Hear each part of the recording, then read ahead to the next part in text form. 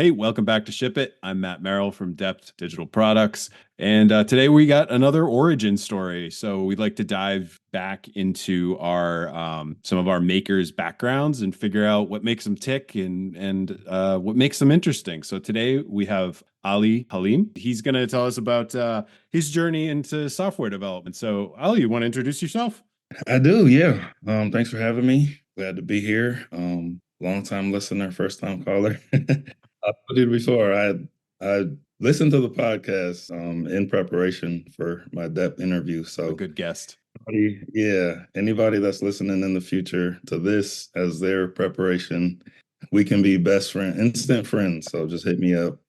I'll be available. But yeah, I'm a software engineer. Been here for about a year and a half. Loving it so far.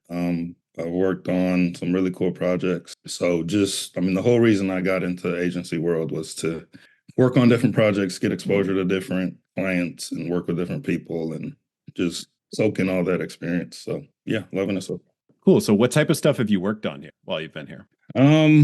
It's been a mix. This most recent project, I was exclusively back end for the first time in my life.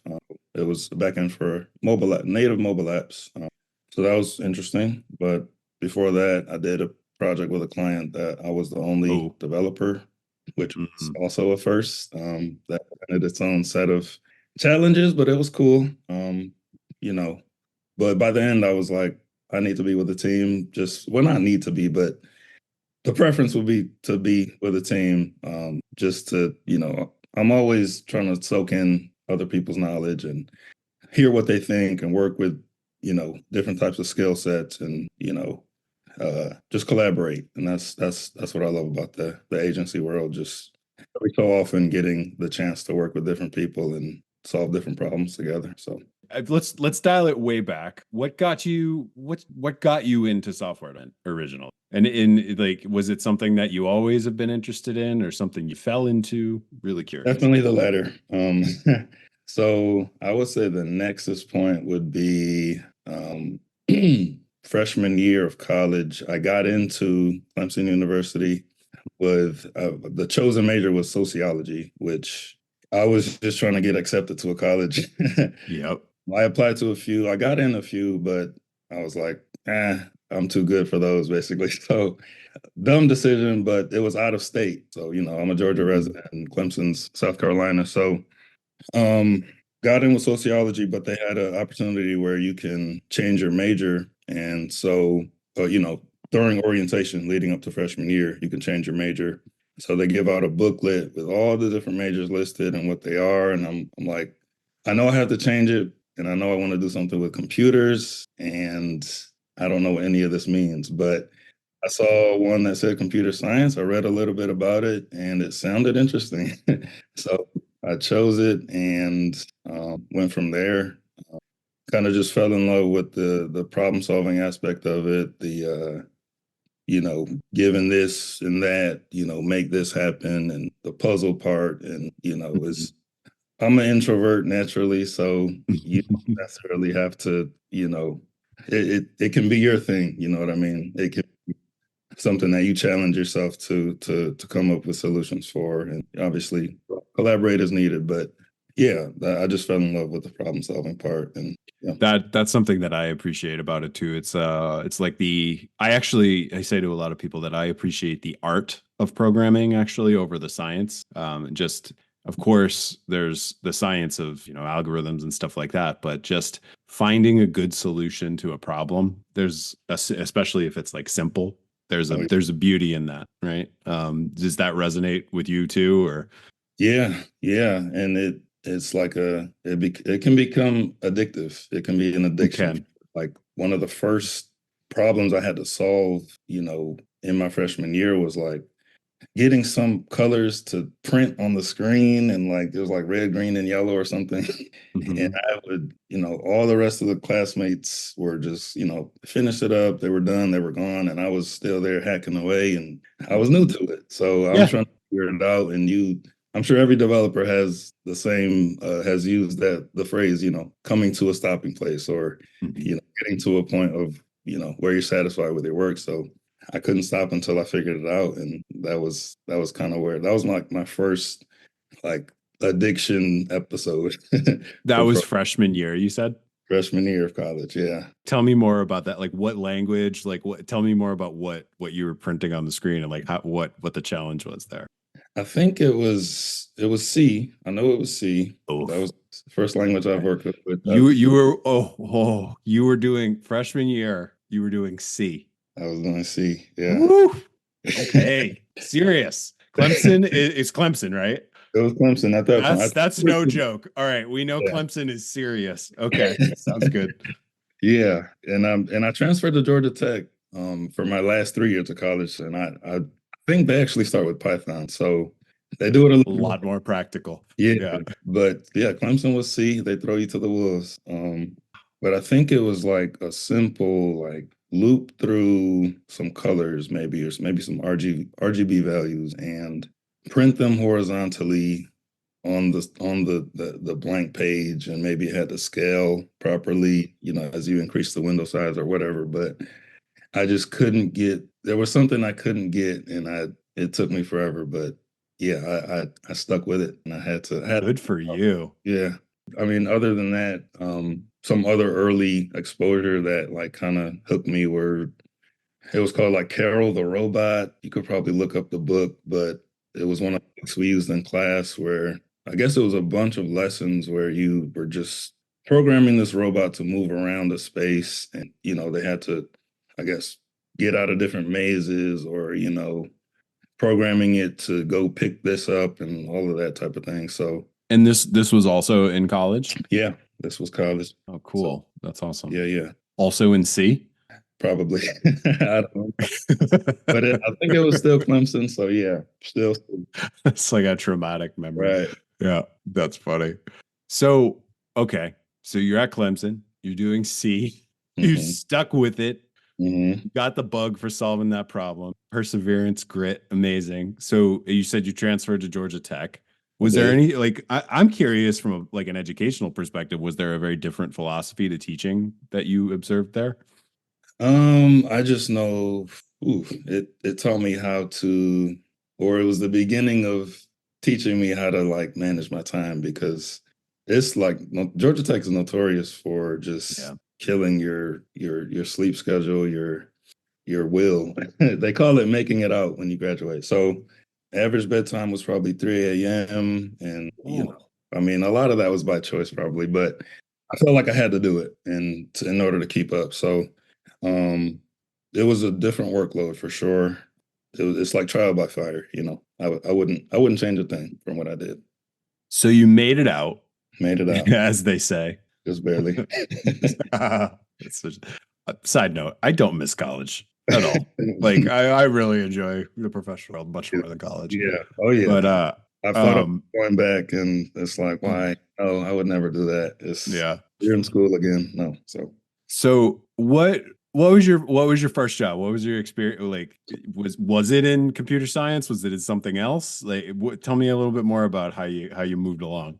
so my first job, I was lucky enough to not need one in high school. So my first job was in college, but it was like had nothing to do with programming. I was just Yeah. trying to Same. pay Same the team. rent. Eventually, I got an internship with AT&T. I think during my junior year. That was working with some of their backend systems. I forget exactly what did that involve. I think it was called Google Web Toolkit. I remember that one. Yep. It was like we were making a simple UI for something related to their TV and internet stuff. So, and also, I dabbled in Perl a little bit, doing some Perl scripting. I forgot everything, of course, but um, yeah, that was just cool to finally start to get a taste of just real world scenarios and things people need from you as an engineer. So, and I had a great mentor there at AT&T. They were great people, so I enjoyed it. That was nice. That's great. That's great. One of my questions for you was going to be about if you had a mentor. So tell me a little bit. What was that mentor like at AT&T? That's pretty awesome to find somebody who's a mentor that early. Yeah, So, yeah, and I mean, there's no contact today, so it's not like a lifelong thing or anything. But during that time, and even before that, I would say my interview for AT&T, I bombed it. It was terrible. It was like my mm, first actual interview, and I just didn't know how to interview. So yeah, the woman was, afterwards, she let me finish. We finished the interview, but she basically just told me like, I'm going to give you another chance. We can try this again. We rescheduled it. She told me, what to do to prepare and, how to be ready for the next time. And I mean, that I'm forever grateful for that. I wouldn't, that's amazing. That's really cool. yeah, I don't know where I would be without that chance. So, I mean, I'm sure I would have been okay, maybe, but But that's a very graceful, like, yeah, it's there's a lot of humanity in that, not to just write somebody yeah, off and just be like, look, I know you've got potential. Let's try this again. That's really cool. for sure, for sure.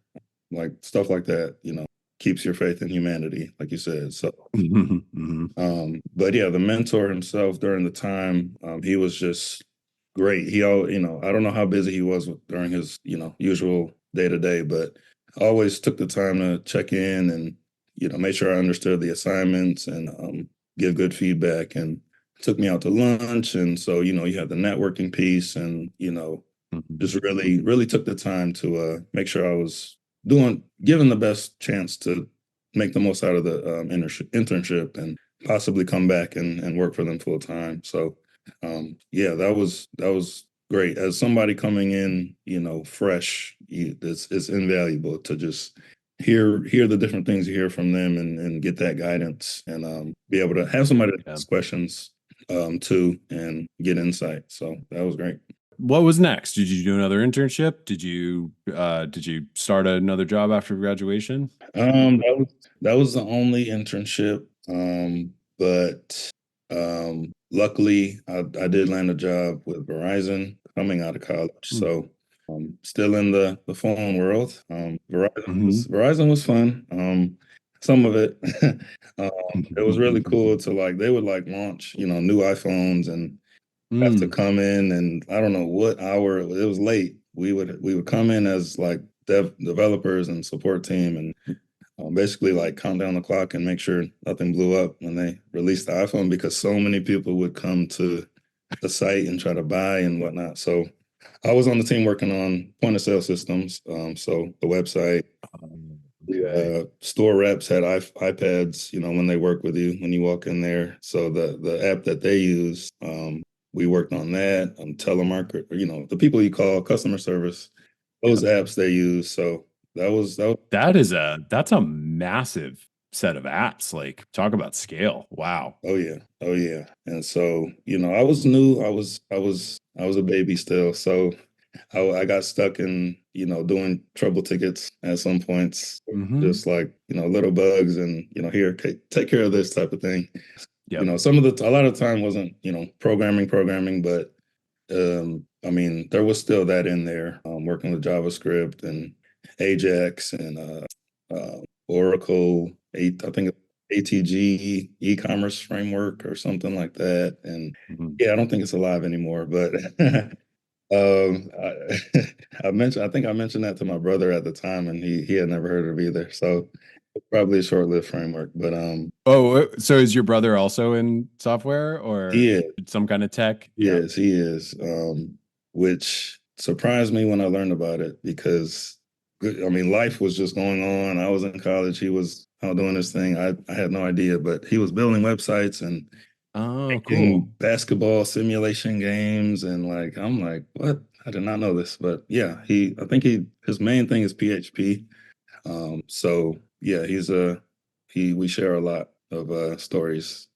Now, did he help you in your career too, or did he provide you any guidance or? There wasn't a lot of overlap. So at the time, like I think when I found out he's actually a developer, I was I was still getting under my feet in college, I think, and I was still so green that I wouldn't even been able to receive what he was telling me. You know what I mean? Gotcha. Yeah. Yeah. So it was just we shared stories and talk about servers stuff, and ask him how he's able to make I mean, there's this basketball game. We still play it. It's amazing, the animation and the And he did it in PHP? PHP. Yeah. Wow. Yeah. So all I have five brothers, so we all hop on there and control the team and have fun with it. So That's amazing. Oh man. yes. Wow. I got questions about that, but that's I guess that's neither here nor there. That's cool. So Verizon, and so what would you say? Did you have a mentor at Verizon, or was that Really. no, not really? Yeah, No. kind of more of a grind. Like that's sounds to correct me if I'm wrong. Sounds like that was a little bit more of a grind, like grinding out tickets and stuff like that. Yeah, Yeah, yeah. yeah. Got to pay the dues. Gotta pay your yeah, it was like being a rookie on a team and Yeah. cutting your teeth and just trying to soak in what it's like in the real world. Because it's way different than college, which they don't really tell you enough. But Mhm.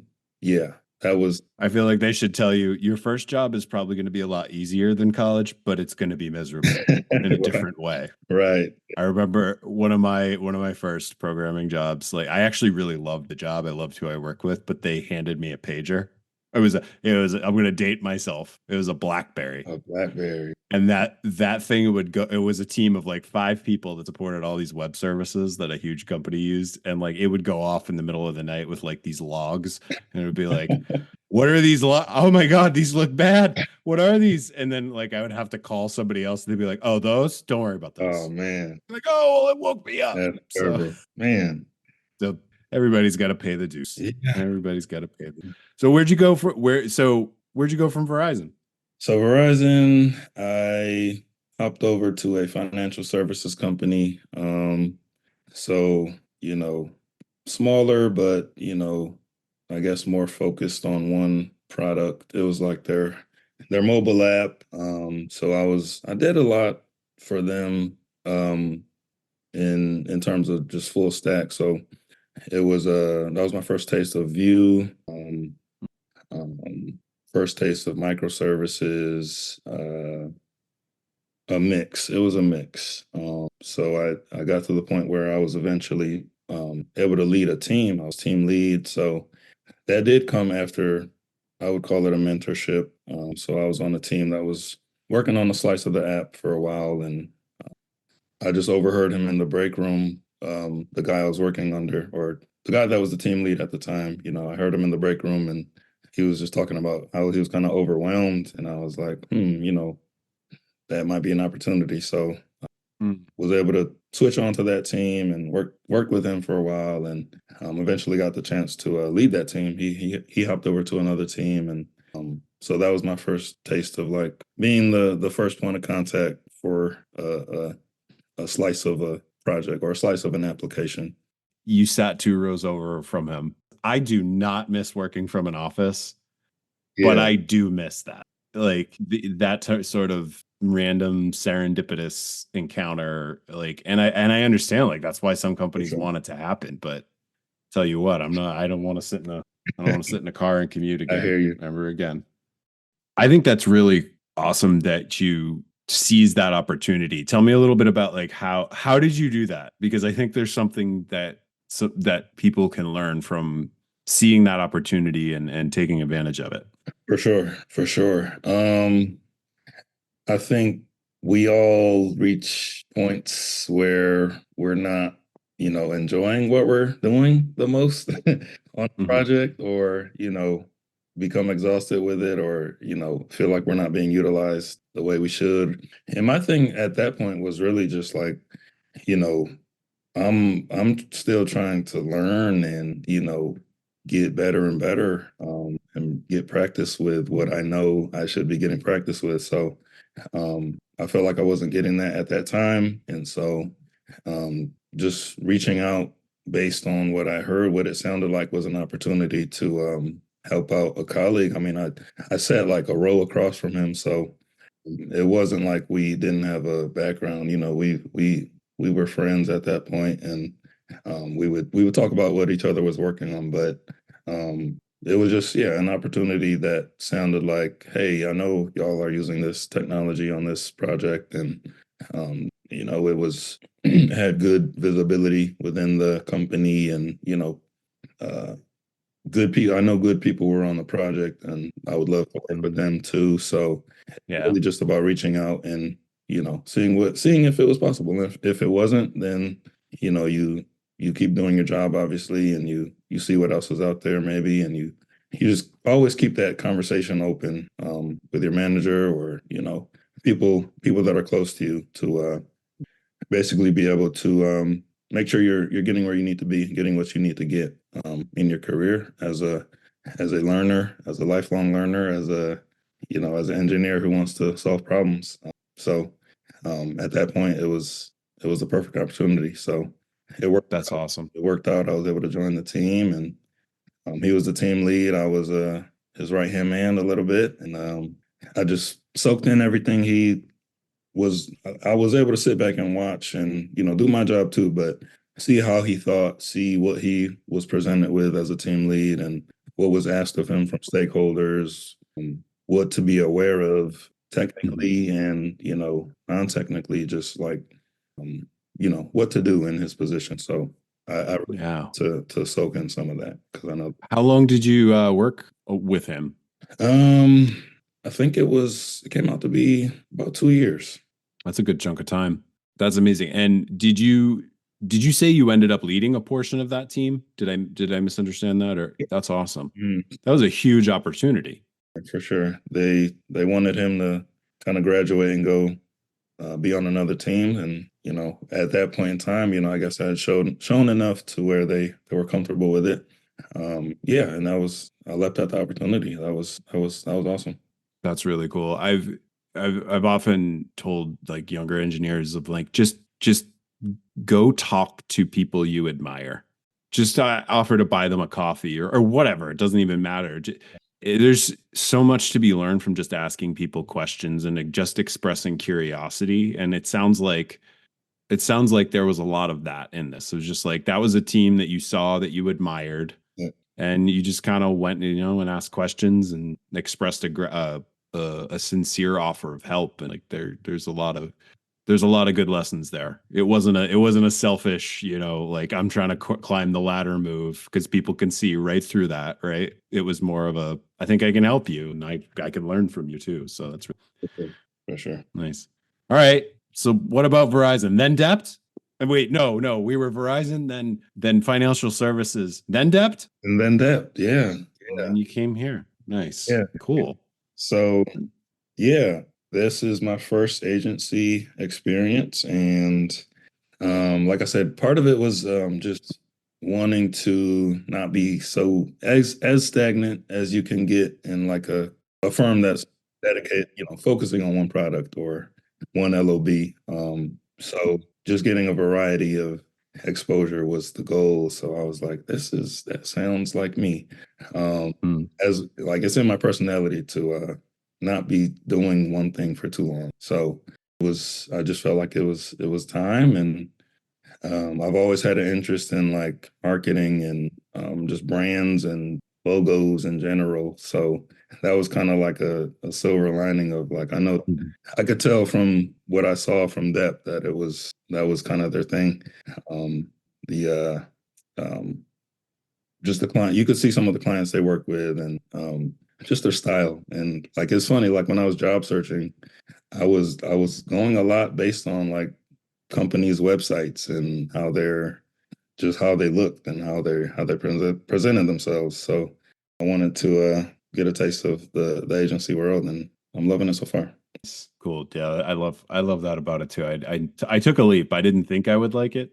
I kind of got I don't want to say dragged into it, but I took it mostly because of proximity, and I love it, man. Yeah, I love that everything, something new all the time. All right. Well, any other words of wisdom that you want to share for, maybe like the junior devs out there trying to grab that next opportunity by the horns? Stay true to what you feel like you want to do with your career, and more importantly, your life. Obviously, if you feel pointed in the direction of doing this and doing that.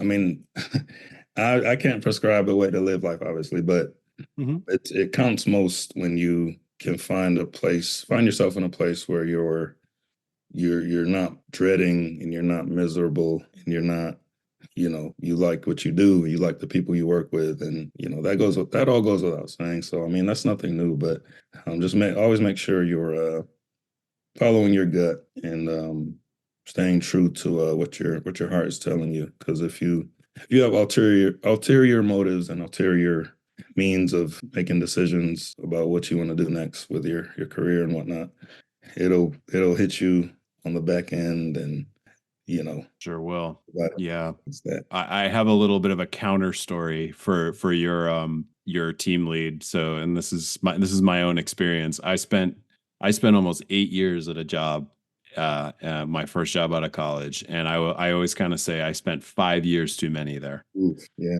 After about 3 years, I was kind of done, yeah. and I didn't listen to my gut. And I think it was, I don't know how far along in your career that was, but it sounds like it was much earlier on. And so I think that's really good advice. Speaking of life, all right. So we always end with picks, which is just something that you're digging lately. It doesn't have to be work related, does not have to be tech related. So I'll go first. You can go next. I'll set the tone. So I'm not going work related. I usually don't, which I don't know what that says about me. But a book that I've been reading lately is called The Lost Art of Running, and then the subtitle is A Journey to Rediscover the Forgotten Essence of Human Movement, which I just had to read out loud. That's quite a subtitle, but it's by Shane Benzie and Tim Maid. And I'm a runner. I guess I'll use that in quotation marks, but it's pretty amazing analysis. Like, it's from a running coach who does like gait analysis of running, and just some really interesting observations about how important your fascia in your body as opposed to bone and muscle, which everybody focuses. So if anybody's into running, that one's definitely worth looking into. So, Hmm. how about you? I have a popcorn maker that I'm really, I love it. yeah. So got it from Amazon. It's part of my, I guess, quote unquote man cave setup. Have a projector in my. It's a finished basement. Part of it's finished. So a projector, a popcorn maker, a couch. So yeah, every night I'm down there, basically every night, and it makes perfect popcorn every time. Okay, what kind of popcorn maker are we talking? We talking about oil pop, air pop? What is it? Oils, coconut oil in there, put some You seeds, turn it on, let it do its thing. made me hungry. Yeah, yeah. I tried to write an Amazon review and they rejected it because I spelled scoop with like 20 O's. And I looked into why. I'm like, seriously? I was just being silly. But I don't write reviews a lot. So I'm like, I really like this product. And I was like, oh, and I love that it comes with a scoop. And apparently in their guidelines, you can't like put nonsense and gibberish. And Oh, that's not I nonsense. guess they found that as gibberish. All right. So we're gonna stick it to Amazon, and in the show notes, we're gonna provide a direct link to that popcorn maker with no affiliate. So we're not making money. We just want to let the people know Yeah. about about this popcorn That's all maker. I was trying to do. I was trying to get the word out and trying to get people to really understand that this is the one to choose. If you're gonna choose one, it'll change your life. So Can never do microwave again. when am I coming over to your man cave? This sounds fantastic. So, Book a flight. Book a flight. all right, here on Ship It, the hard hitting news about popcorn makers. Gotta do it. Ali, thank you very, very much. This was awesome. I appreciate it. Sure. Thanks for having me. I enjoyed it.